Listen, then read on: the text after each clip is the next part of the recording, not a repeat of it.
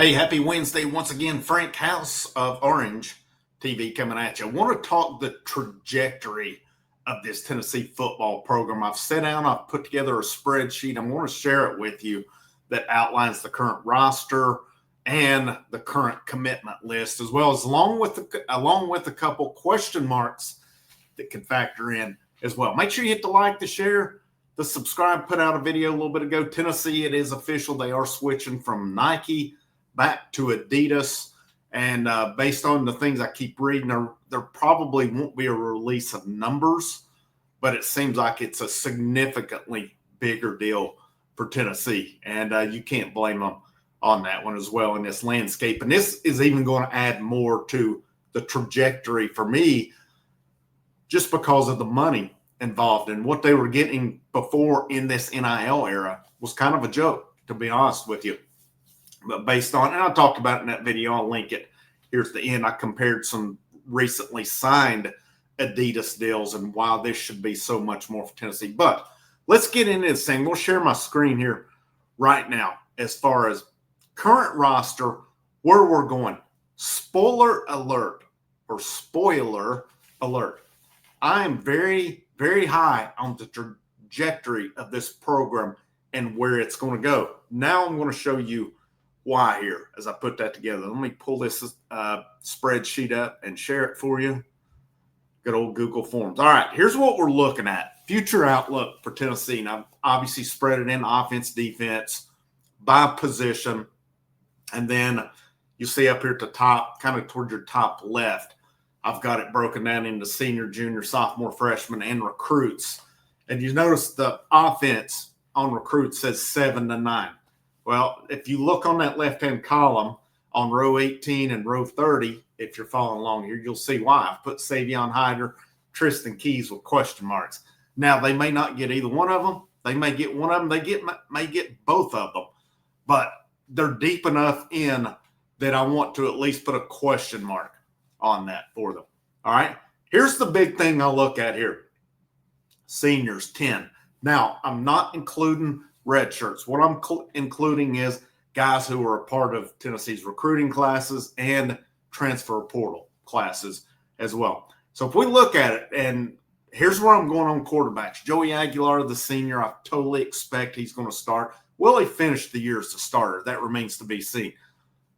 Here's where I think it gets interesting next year, because as of right now, you're scheduled to have George McIntyre, Jake Merklinger, Faison Brandon. I fully expect if Aguilar goes through the year, finishes off, all goes well, you go into spring practice next year. It's a 3-man battle for that starting job.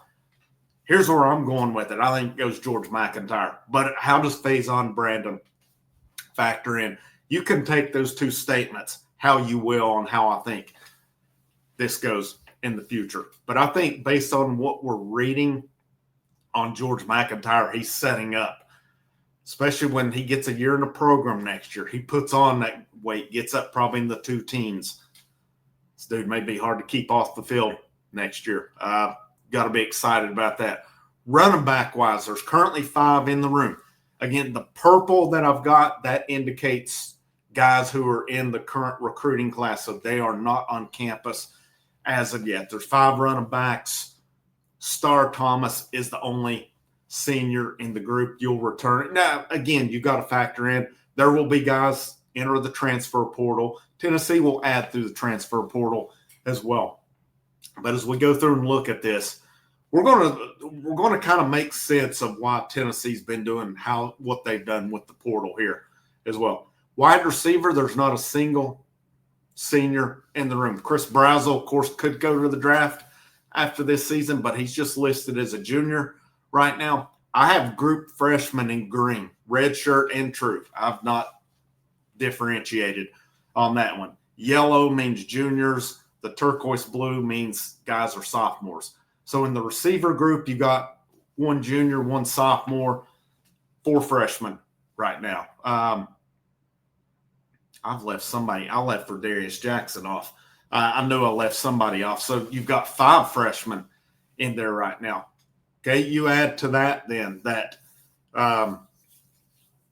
you've got Three guys currently coming in: Legend Bay, Tyreek King, Celeste Moa, all thought very highly of. And Tennessee does have a good chance to add Tristan Keys. Whether they will or not, we'll see, but they have a real good chance of it.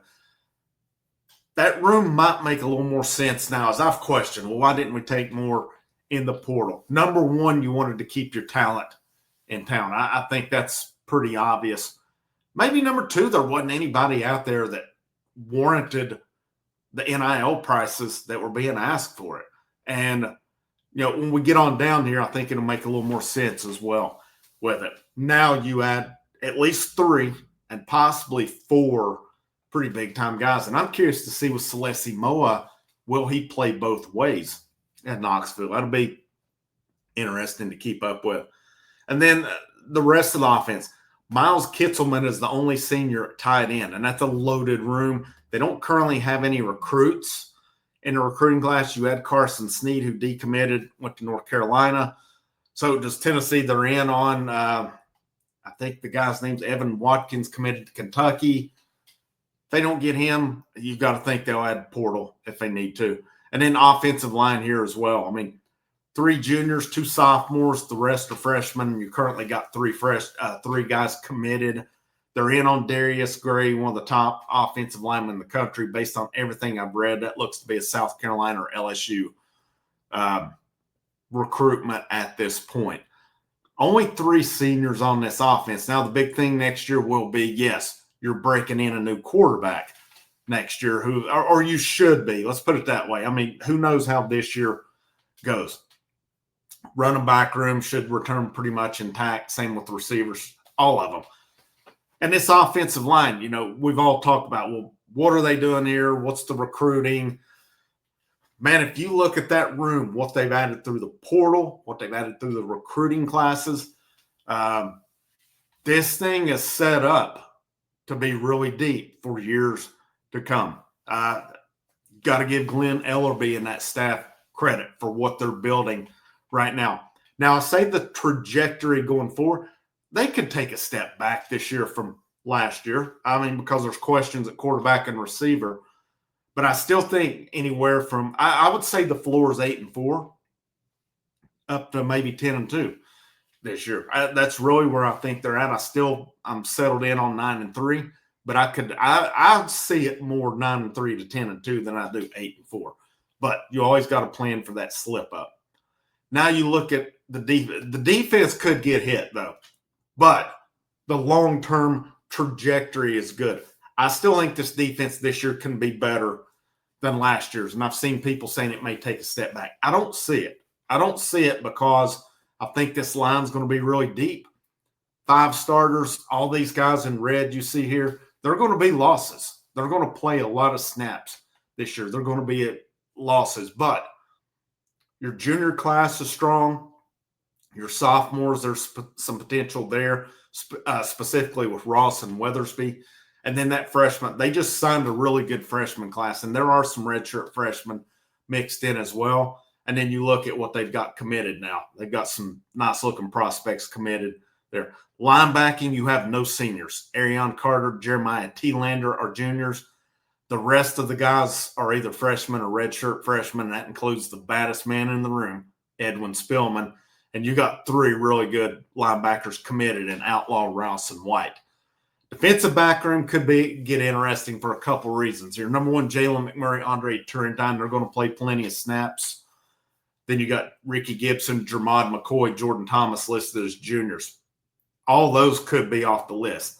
I think if Ricky Gibson has another good solid year, improves his stock, he may seriously look at going to the NFL. Jermod McCoy, I think that one's a given based on he comes back all right, he'll be off to the NFL. And I've seen where Jordan Thomas may be a medical redshirt, so that would, in effect, end his career. Then I hope it's not the case. I'm not seeing it verified, but that seems to be the talk right now.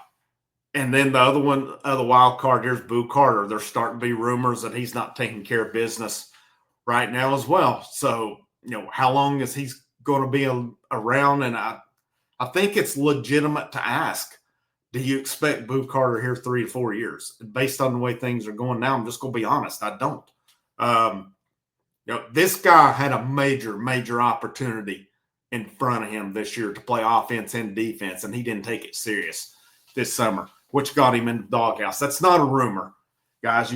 Anybody that disagrees on it, it's not a rumor. It's come from every major Tennessee outlet and even national outlet out there right now, and it's come out this week. Basilio, I think, was the first to say it, and I still say this. Is Basilio right about everything? No, but he's been doing this a long time. He's got sources. And I'll tell you this, too. The VolQuest staff did not shoot it down when they talked about Boo on the team on the Monday night chat when people asked, because people were asking, will he see snaps on receiver? And they say, we'll see if he's even on the team or not, was what they said. So I don't think it's any guarantee that Boo makes it through the season this year. I hope he gets it in gear, and he does. He's a great talent.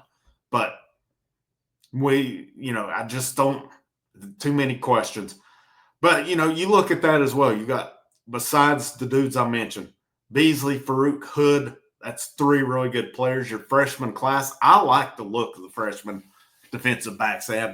They've got good size. They're supposed to have good speed as well. And then they've got 7 guys committed in that class as well.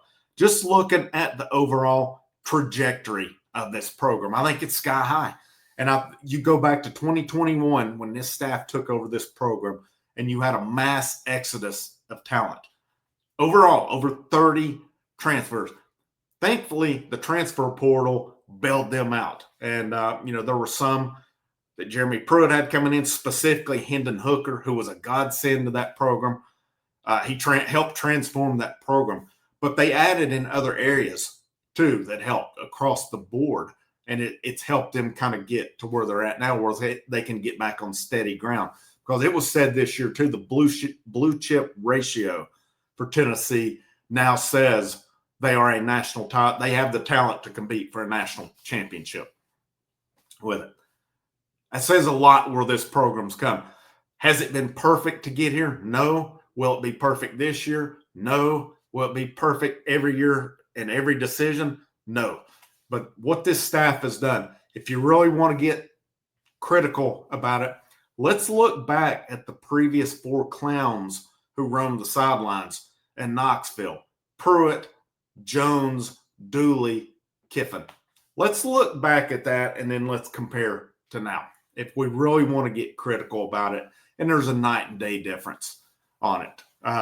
What Heupel and staff's doing, they're doing a phenomenal job down there. The fact they made a bowl the first year, 11 wins and an Orange Bowl win in year 2. We hadn't been to a New Year's Six bowl since when? Back early, was it 99, maybe? 99's the last time we went to a New Year's Six bowl. Now, I don't know that I count the Chick-fil-A bowl. It's a New Year's Six now. The times we've gone, it wasn't. But true big bowls, Orange Bowl, Sugar Bowl, Fiesta, Rose. That's the 4 most of us probably grew up on as the big 4 on it. Tennessee had not been to one of those since 99 with it. The Joe Milton year, 9 wins. That was considered, if that's a down year, that's a pretty good down year. 10 wins last year and a playoff berth in the first year of the expanded playoffs. And now this year, we'll see where this one goes. A lot of questions, but a lot of excitement on my part too. The trajectory of this program is very high, and I'll tell you where it's going. It's getting up close. You see why they've built the way they have, and they've not just watered down the program with transfers with it. They're building through the high school ranks. They're bringing in players. They're developing them. They seem to be really good with their scouting along the way. This model is going to come in for them. It's going to come in really handy in the next couple of years when you start seeing a lot of these freshmen, sophomore and stuff start to be upperclassmen. Yeah, they'll have to pay to keep them in the program. Once they do, though, you're going to see it. And they're getting close with quarterbacks to get settled in on guys for a couple years. And that's going to be big for this program as well. We're getting close to being up there with the Georgias, the Alabamas, Ohio States, et cetera, in terms of talent on a yearly basis with it. The sky is the limit right now for this program. Now you've signed deals to bring in more money with Adidas, which that's going to help with NIL and stuff as well. Things are going good for Tennessee football. This is Frank. This is the House of Orange. Have a great rest of your day, and I'll see you when I see you.